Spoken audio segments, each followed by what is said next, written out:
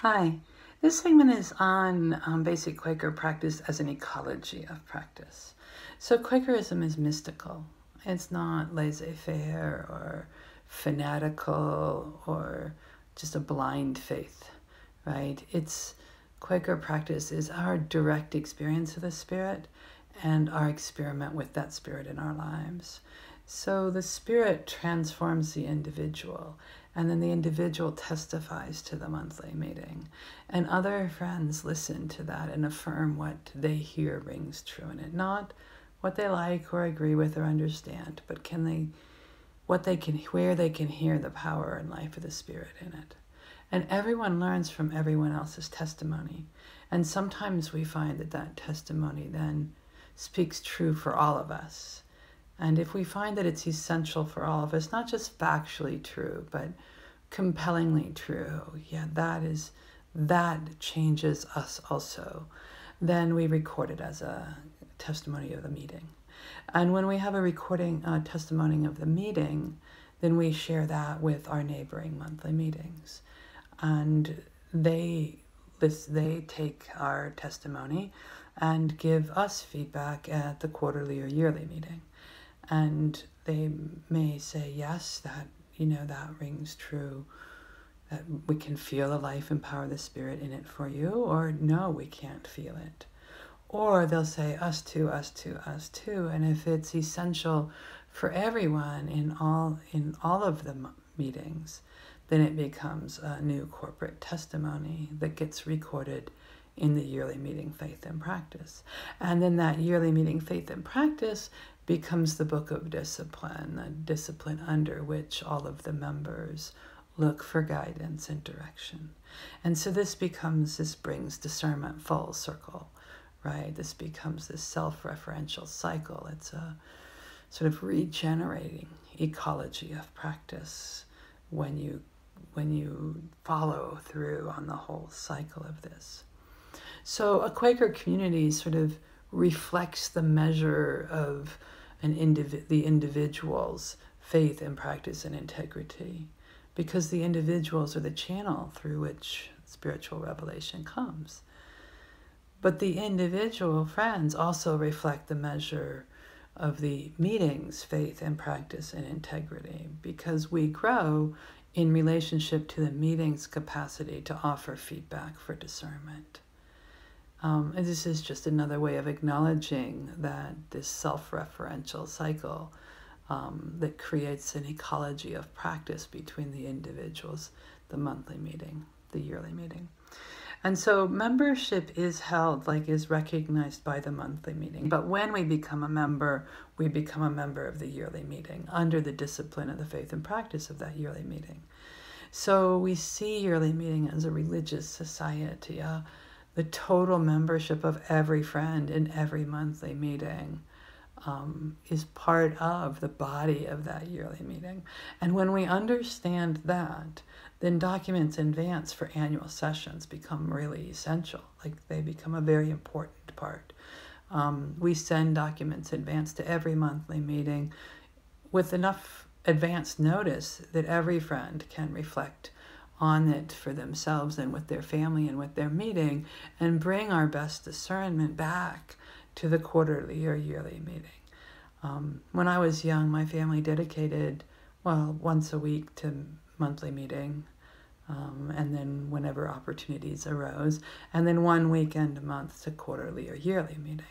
And on that schedule, we knew when documents in advance were going to come, and we literally scheduled it into our year to take time to sit down with our community and to reflect on what was coming before us, and to give that feedback back to the yearly meeting. The community in which I lived really lived out their faith in the community. It was beautiful. It was powerful. It was a wonderful community in which to grow up. But when I moved away, I had no language to describe Quakerism, what it was or how it was done. I had lived it. I knew it from my experience, but I couldn't explain it or recreate it in a new place. And I worked for decades to try to describe the sort of what it was. What was it? And after trying nearly full-time for 3 years, I failed. So I wrote to my meeting to lay down my membership. I thought, if I can't describe it myself, if I don't know what it is, I can't say I'm doing it. And so my meeting said to me, well, we can't bestow or revoke membership. We can only acknowledge when one is a member or not. And we're really sorry to inform you, but you are definitely a member of this community. So whatever's going on for you, go on your trip, and when you come back, we'll sit down and talk about what's going on here. So I went on my trip, and I went to Aceh, and the North Sumatrans, Aceh is on the north tip of Sumatra, and they asked me to share what I knew about discernment, and I told them I had tried to write this down, and I had failed. And they said, well, at least show us what you know. And I said, okay. And I thought, well, what am I really sure about? So I pulled out a few things I was really sure about. And the package just had this undeniable power. It was really great. The power seemed to stem not only from those few things that I identified, but the pruning away of everything else.